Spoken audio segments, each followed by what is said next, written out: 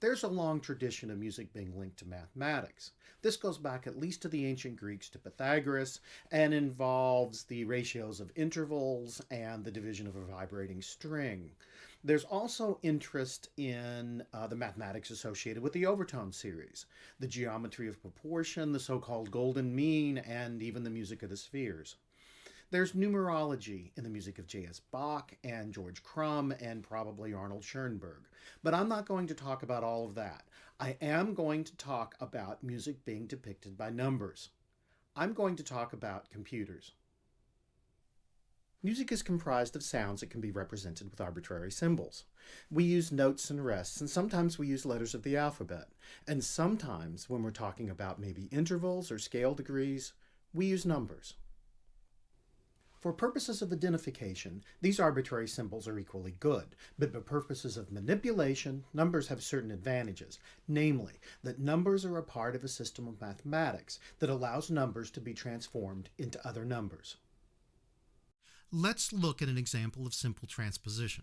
Let's transpose the first part of Twinkle Twinkle Little Star from concert pitch to playing pitch for a B-flat clarinet. This process requires a certain amount of mental effort. The clarinet part needs to be up a step, so the basic process involves pushing each letter forward one spot in the alphabet. It's important to realize that the first note in the transposed part should not be a C flat, literally the next letter in the alphabet, but rather a C natural in order to provide the whole step transposition required. This same adjustment will need to be done to the E flats. The transcriber also needs to realize that musical pitch does not make use of the entire alphabet, but only the first 7 letters. So the G transposes to an A and not an H. The whole process is easy if we translate the pitches into numbers. The numbers shown here are the ones used by the musical instrument digital interface protocols to represent keys on the keyboard. 0 is the bottom note of the keyboard, and 1 is added to each pitch as it ascends by a half step. Using numbers to represent the pitches makes transposition easy. To transpose up a whole step, simply add 2 to each number in the sequence. While using numbers to represent musical elements makes manipulation of those elements easier, most musicians are more comfortable with traditional musical notation. That's where computers come in. They can manipulate the numbers behind the scenes so that the user only sees the results on the screen. What happens under the hood of the computer is incredibly complex. When I was young, people who were seriously interested in computers pursued them as a hobby.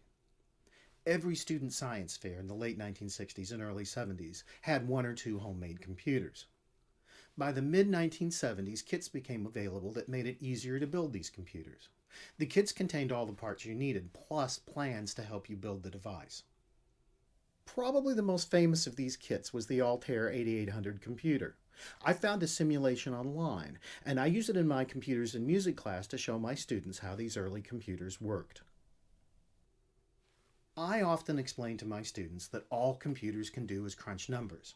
They look at me like I'm crazy. They know that computers can display graphics and play sounds and call people on the telephone. One of the things that I like about the Altair computer is that literally all it can do is crunch numbers. It has no graphic user interface, no Bluetooth audio system. The simulation that you see running in the window on your screen is a program that I wrote to demonstrate to my students how the computer works. It loads a number into a memory location and then moves it to a different memory location. I then read the data in that second memory location to show that the process has worked correctly. I had planned to write a more complicated program that added 2 and 2 and displayed the result, but that turned out to be too complicated to do in the 10 minutes I had allotted for the class. Programming this computer is complicated because this computer must be programmed in machine language, and machine language uses binary numbers, just ones and zeros. These binary numbers are entered using a series of switches on the right side of the computer. Each switch represents a binary digit. Leaving the switches off inputs a 0 for the digit. Flipping a switch on will input a 1. Flipping a switch on illuminates a light above the switch. This means that the patterns of lights above the switches corresponds to the binary numbers. In this way, the user can read the numbers that have been input into the computer and can read the results of processes, like the addition of 2 numbers. These binary numbers can be data, numbers that are significant to the user, or they can be codes that stand for commands that tell the computer what to do, like move a number to a memory location or add memory location A to memory location B. Everything that happens inside the Altair computer is accomplished in this way. This is a difficult, painful way to program a computer. Computers today work in exactly the same way, except that most people don't have to deal with things like binary numbers. Instead, they interact with a graphic user interface that reflects how things work in the real physical world. Here's the notation program Dorico doing diatonic transposition. I'm hitting the up arrow to transpose the line. Transposition is a fairly trivial application of computer technology. We're all taught how to transpose, and most of us can do transposition in our heads. Turning music into numbers makes it possible to do much more elaborate transformations, like extracting parts from a score, condensing two instruments in a score down into a single line, and extracting cues from one part in a score while placing them in another with the proper clef and transposition.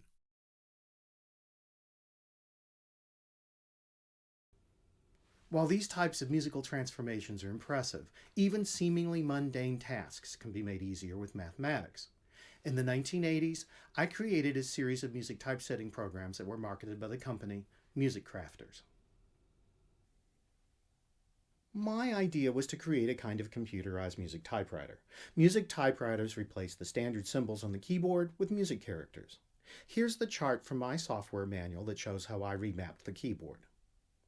Back in the days before computers, music typewriters seemed like the answer to every composer's dream. They would eliminate the tedium of copying all that music out by hand. The reality of using music typewriters was sobering. Yes, the typewriter would print musical symbols for you, but where those symbols were printed was completely up to you. For example, the horizontal spacing is fairly easy as long as all of the rhythms are the same. If different rhythms are found in different voices, extra space has to be left in all of the voices in order to ensure rhythmic alignment. For example, a half note requires more space if it needs to accommodate two quarter notes in another voice than if all of the voices share the same half note rhythm. For the music typewriter, this meant that all of the spacings had to be determined in advance in order to take into consideration the spacings for all of the notes in all of the voices. Full justification would also have to be considered. This involved determining how much extra space was left over at the end and distributing it relatively evenly between the various musical elements so that the musical system came out even at the right margin. This was all very complicated. Music typists would create a chart to guide them as they typed. Making this chart involved counting the musical elements and calculating all of the spacings. While this could be done with pencil and paper, by the 1980s, many music typists used simple computer programs to calculate these spacing charts. In my own program, a spacing chart was set up before the engraving began. This was done by typing in note values for the composite rhythm of the music. After this, the computer automatically calculated the spacings. Much of the operation of the program was accomplished using simple math. In order to move the cursor to the next location, the user touched the space bar, which added the distance to the next location in the spacing chart to the current location in the spacing chart and caused the computer to redraw the cursor. To backspace, the process was reversed. Entering clefs or individual notes was easy. The cursor was moved to the desired location, and the key representing the appropriate symbol was pressed. A treble clef. A key signature. A time signature. Some quarter notes.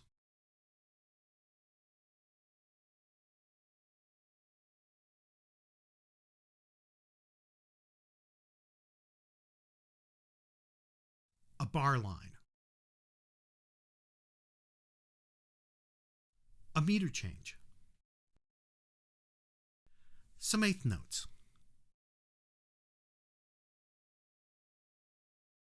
Another bar line, and a meter change. Other operations were trickier. These required multiple operations on the part of the computer. In order to draw a beam connecting a group of notes, the user selected the beam mode and determined how many notes were in the group and what note values to use for the beams. Then, the user entered the pitches and the group was created.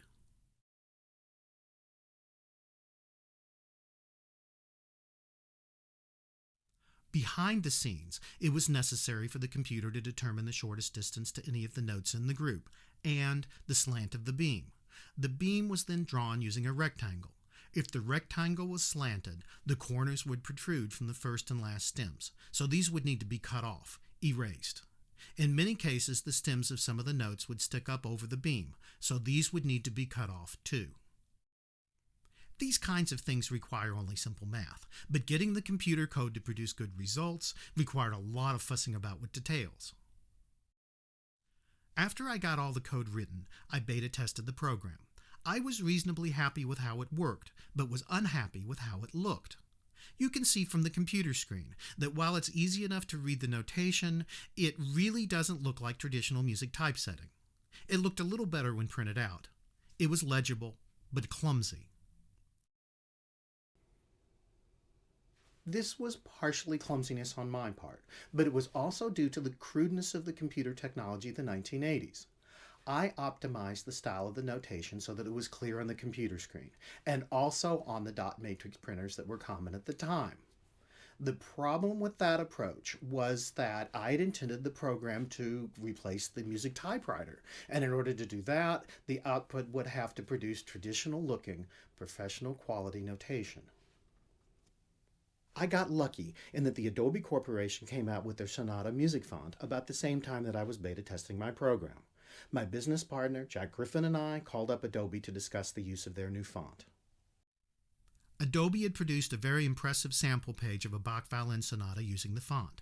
They rather sheepishly told us that no music software actually existed that could use the font. They had assembled the sample page note by note using the Illustrator drawing program. We told them that we'd created some software that should be able to use the font. They sent us a sample of the font. I adapted my program to work with Sonata, and we were able to license it and start shipping our software. The original output from my program was in the form of a bitmap. This is a kind of digital picture. As an image, it would be very difficult to transform it back into musical notation so that it could be printed using the Sonata font. However, since the original data inside the computer was represented by numbers as codes for musical symbols, numbers as locations for musical objects, those numbers could be translated into something that worked with the new font. The point of this long story is that because all of the data produced by my program was created by numbers, those numbers could transform the crude-looking notation on the screen into elegant-looking typesetting when printed using Adobe's font. The two examples on the screen show the bitmap file and the PostScript file produced by the program for use with the Sonata font. The bitmap file on the left is actually a compressed bitmap called a MacPaint file. It encodes a series of black and white pixels as 8-pixel patterns which are represented by numbers. Well, in this example, the numbers are actually represented as characters, but each character represents a byte, which is a number between 0 and 255. The PostScript file is different. It shows locations of musical elements and drawing commands. This has the advantage of making the PostScript file infinitely scalable without a loss of quality. It also makes the PostScript file human readable. Looking at the PostScript file, I know exactly what it does. First, it draws a line on the left side of the screen. Then, a treble clef is printed using the Sonata music font. Then, a quarter note is printed using the Sonata music font. Then, each line of the staff is printed. Finally, the entire page is printed and ejected from the printer. There are advantages and disadvantages to each type of representation. We'll talk about that next time.